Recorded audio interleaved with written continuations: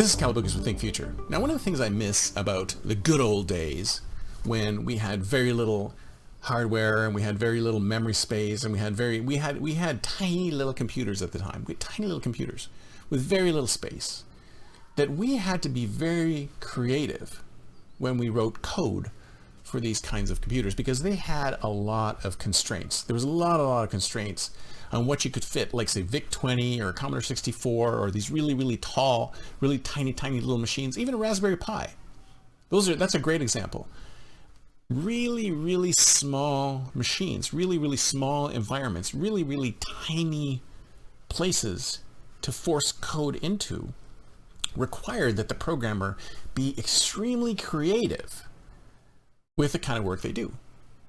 And unfortunately, we're in the opposite phase right now. We're in a place right now where we have almost unlimited amount of computing horsepower, right?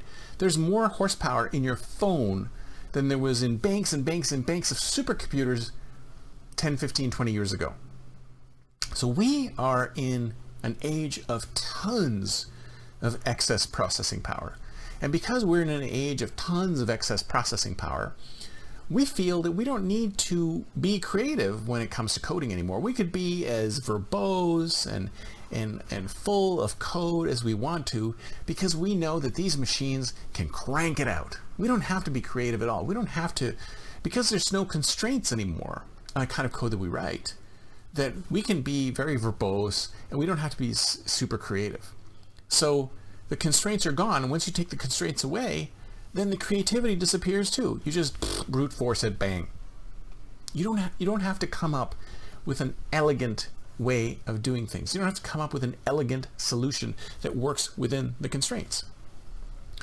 And I think that's the same problem with creativity in general, is that if you remove the constraints from anything, it becomes extremely difficult to be super creative because human beings, it's human nature again.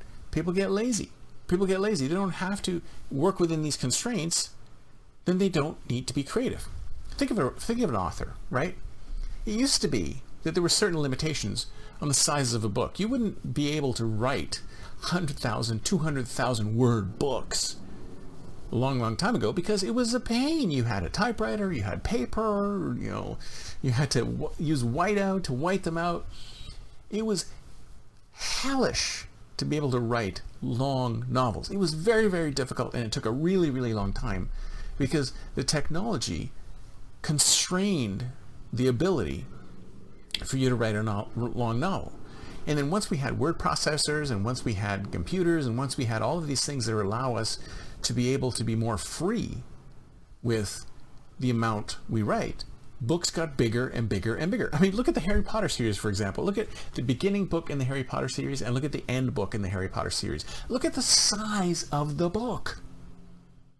When you start removing constraints, then things get bigger and bigger and bigger. And if you ask me, some of the creativity is lost as well because there's no way for you to force these things into these spaces. In fact, one of the things that really drives creativity is the ability to force things into smaller spaces.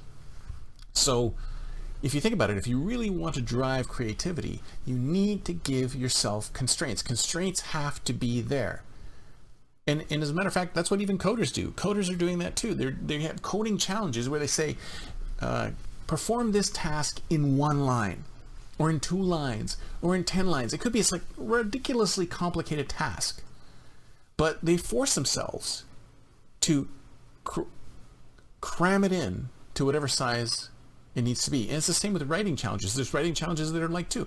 Write a 500-word story that portrays X, Y, or Z.